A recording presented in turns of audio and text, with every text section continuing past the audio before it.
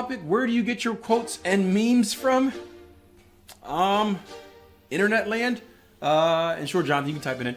I get my quotes from books, traders on social media that I follow.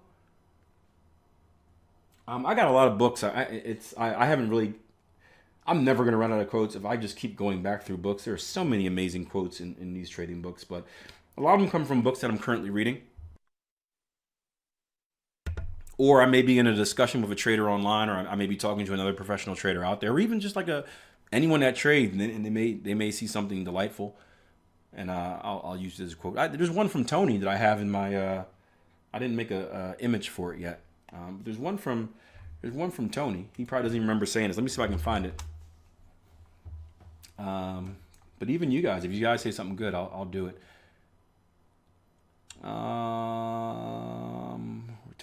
Tony. Adding too many indicators will give you analysis paralysis. So we must make sure every indicator, line, number, or text we place on the chart adds to the IPDE process. As traders, we don't want an if-then syntax that turns into a short novel. And that came from either Tony responding to someone on YouTube, or could have been our private chat here. But I try to take them, and then I use Adobe Spark for all of my my social media images. So I have a set template on there, and I plug the quote in, I plug the image in, and then I shoot them out. I've been using there's so much I want to do on the business side of things, social media management, and it'd be a lot easier if I had someone do it. We have an intern coming in this summer, but I also don't like people. I don't like people doing stuff for me. So I would never want someone in charge of what I post on social media. I have to do it myself. It has to be my words. But I'm very, very, for you guys that wonder how I'm so active, I'm just very, very organized. I'll give you a good example right now. I'll show you something. I started using this new one. I've been a buffer fan. For years, I started using Agora Pulse because it has some benefits to it. And I'll show you one of them. If we just go here and we go to publishing, still new, queued, right? So here's my queue. And let's just get these out of here. Daily quotes, it should say quotes, right? So here are videos that are coming out for social media. Trading Coast podcasts, tweets, trading video tweets, right? I've loaded them into a queue, right? So I just have to load my videos, whatever I want to share, and my captions into this category. These categories are scheduled to come out. I don't know where to find it, but they're scheduled to come out at specific times during specific days. So you can see, like, a lot of this stuff, if you just look at the monthly, is already pre-scheduled. So it takes a lot of time up front, but if it's kind of like just kind of like nibbling. If you do a little bit each day, you'll fill up that content. But that was a feature that I really enjoyed. How did I not hear about this? Because I literally just tweeted it out for the first time today about the Ascension live event next week. There should be an email coming out today, I believe. But today was the first day I shared it. So that's why you didn't hear about it.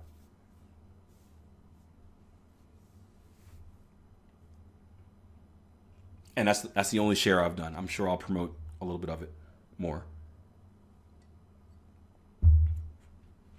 I'm sure you'll see Jason Greystone and Charles shamelessly promoting it as well. But yeah, I just tweeted out for the first time today before the email went out. We thought the email was going to go out Friday, but apparently it didn't. I'm going to get to Jonathan's question real quick. Let me just... George said you just have them stacked up and ready to go. Yeah, so my quote of the day, I don't have them in a queue yet. Again, I'm still kind of transferring everything from one social media management platform to the other. But yeah, I typically schedule them a week in advance. So this morning, George, I did the pictures yesterday because I was running low. But this morning, I'll kind of show you kind of the inside look at stuff. Because I know a lot of you guys are doing social media stuff. I've become very efficient and effective, and I'm nowhere near where I need to be. So I'm going to be a well-oiled machine. But I created them yesterday, right? I created more yesterday because I was running dry. And then I scheduled all 5 for this week this morning. So I don't have to do anything with these quotes for the rest of the week. If I had more time, I would have scheduled a month out, the full month of April. It's been a busy, this is a kind of a very, very, very busy period for me.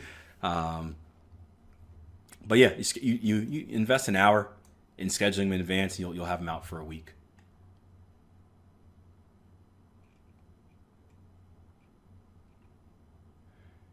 And this is linked to your pages. Yeah, these are linked to the Agora Pulse linked to both Facebook's, Instagram, LinkedIn, Twitter. It said it's supposed to be the YouTube doesn't really work. So I haven't played around for much. It's supposed to be linked to YouTube. That would be a massive help, but the YouTube hasn't really worked. So I don't know if I have to relink it or something. But yeah. Now, what I like about this versus Buffer is very user friendly and very cheap. This I can actually check everything from one place. So I can actually respond to Instagram comments and Twitter comments and whatever comments all from this platform, which was Instagram is tough because, I get a lot of likes on Instagram, and Instagram doesn't really do a good job of notifying you when people comment, because every time someone likes it, it sends you that in a notification deal. So if someone comments on a post I did last month, I typically don't see it. So this allows me to kind of be more efficient. You can click here and see, hey, this was the post I did this morning, quote of the day. This was the response. I don't know what that means, but I'm going to give them a smiley face. And I'm going to send it, and then boom. Yeah, I don't ever get notified. So this was a big help. Plus, I don't have to go to all these places. I can go to Twitter and whatnot and see exactly what, again, people are saying. You can also, there's some other stuff you can do that on the business side. Listening is another one. If you want to get more in depth into kind of like the business side of things, but yeah. The one thing it doesn't do a good job of doing this. This was the one that originally sold me on it. Was scheduling Instagram stories. That would be massive for me, but it doesn't do it the way that I wanted to do it. I would really like for it to allow me to schedule Instagram stories. That is a job, because I have to take it from my computer. I have to transfer it to my phone. I have to upload it from my phone. It's a 3-step process that I do not enjoy. I wish Instagram would let you just upload them directly, and maybe they're working on that. But that's the biggest hassle. That was the one that's what initially got my attention with Agora Pulse. Was you can post Instagram stories, and you can, but it's still a weird process. You got to upload it here, and then it doesn't upload it directly from here. You got to upload it here, then it shoots it to your phone. So I still got to go to my phone, regardless. It's whatever. But I can schedule it from my phone, but I still have to get the content from my computer to my phone and then schedule it that way, and then still do it manually. It just gives me an alert where it's are you ready to post? So yeah, one day they're gonna. I think they'll move there eventually. Instagram wants to be a mobile app only, but it will change. You can do a lot more from the desktop version now than you could in the past. So George says, closing in on 10K followers. I am, yeah. That's actually an important number in Instagram. Me and George had a conversation about this the other day, where we're talking about some things when it came to social media management and whatnot. And we had some differences on opinion, which is fine. Again, I'm not the best business person in the world. But yeah, 10K is an important number though. So that'll be cool to get that. I'm in no rush. It'll happen organically. I'll probably get stuck at 999,000. But yeah, I keep up on social media. I'm not as young as I used to be, so things change quick. But if you're gonna be someone in the business side, it's important to keep up to date with technology and the things you can do, and the social media changes in it. And I try to. I don't keep up with it religiously. It's kind of when I have time, but you keep up with the changes. You can be the first on something. If you're one of the first on something, you can establish a position, and that's very important. There was a question here.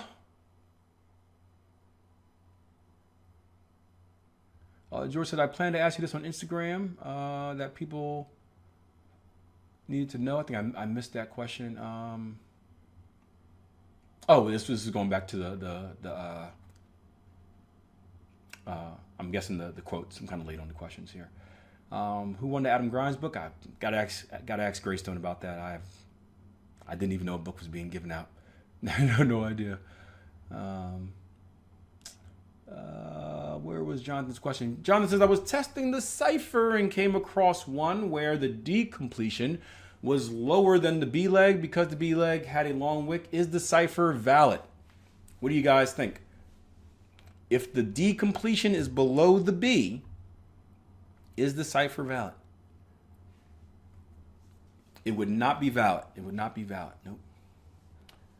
But yeah, medium. I mean, feel free to ask it. I mean, this is a place where we're not just teaching trading, guys. Many of you guys are going into the business side of things and establishing a rep for yourself, and that is something that I have done a very good job at. Not necessarily on purpose, but obviously to get the position I'm in now, I have. So you can feel free to ask that stuff. And again, it is a business. Ideally, like I said, you get big enough, you have someone do it for you.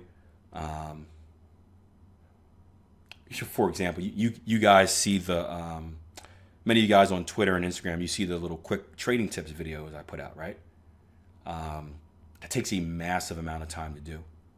The most efficient way to do it would be to hire someone. You give them all of your content. I give them all 700 of my YouTube videos. I tell them to go through and make as many 1-minute clips as possible. But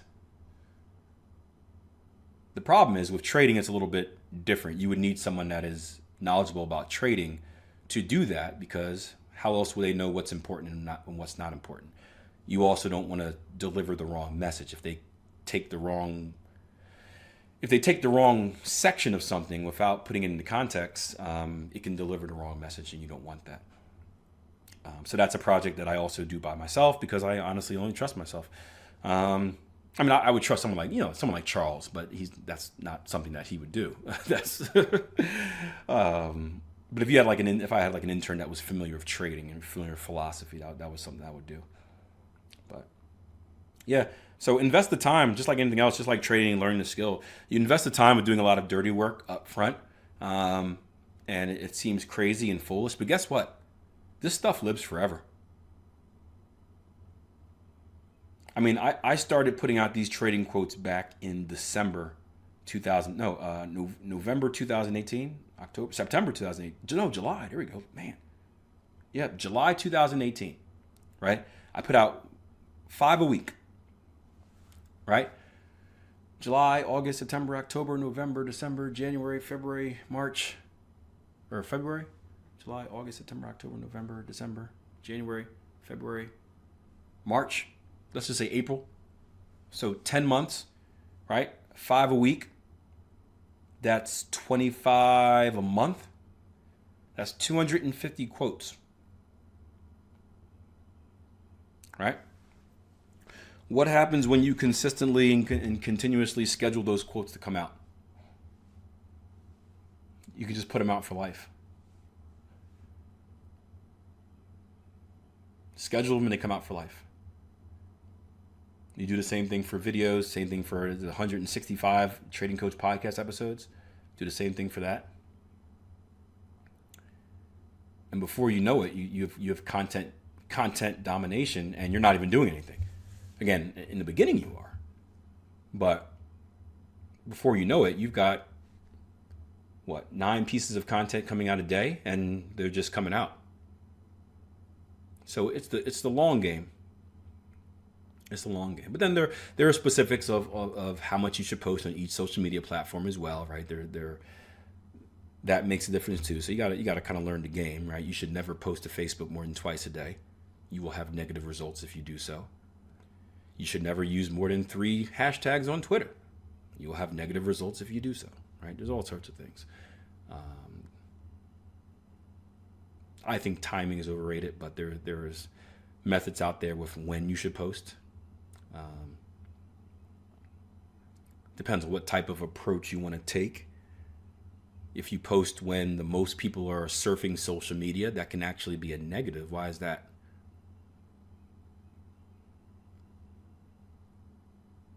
Yeah, you get buried underneath everyone else's content. You post during the kind of the dark hours when it's slow. Guess who stands out?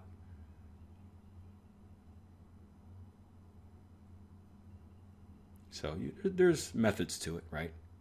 I like to post right before people get out of work, before their commute. So you'll see a lot of my posts come out at like 4:45s, right?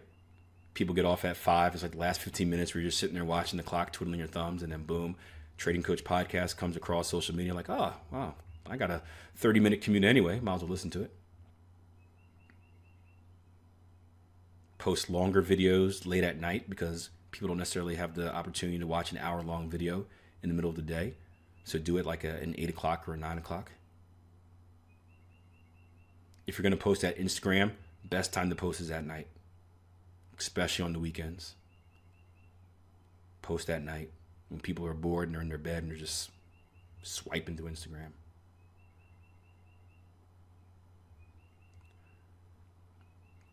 Is most of my audience US based? No. I actually cater most of my stuff for the UK, believe it or not. Obviously the mesh period, but a lot of my stuff is catered towards the UK as well. So you'll see me post 2 o'clock in the morning. But I'll look for crossovers. I'll look for one of you guys going to work in the UK. So if you're traveling to work at 7 o'clock, that's a 2 o'clock time that a post should be coming out.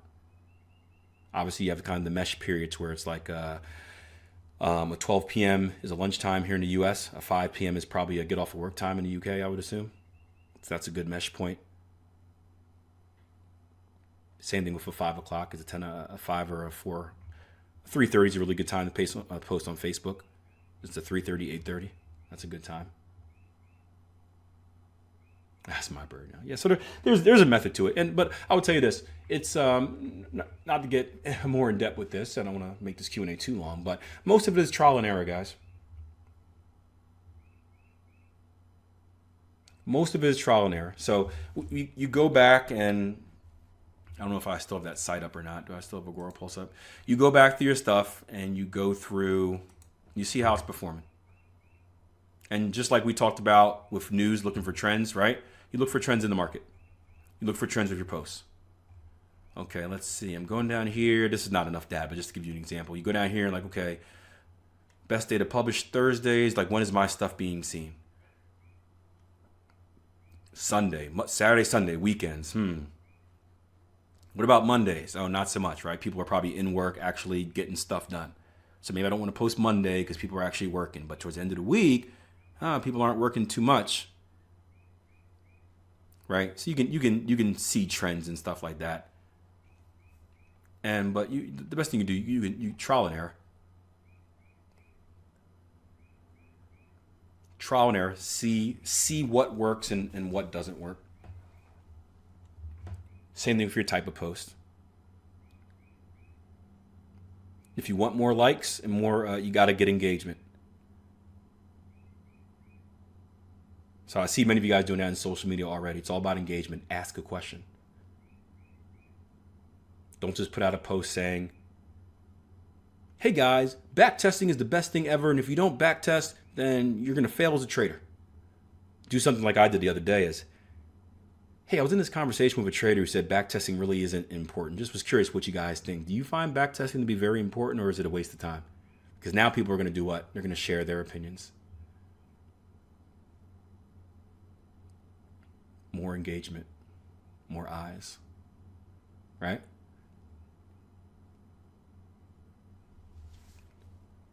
And if you're a content creator, you just created content.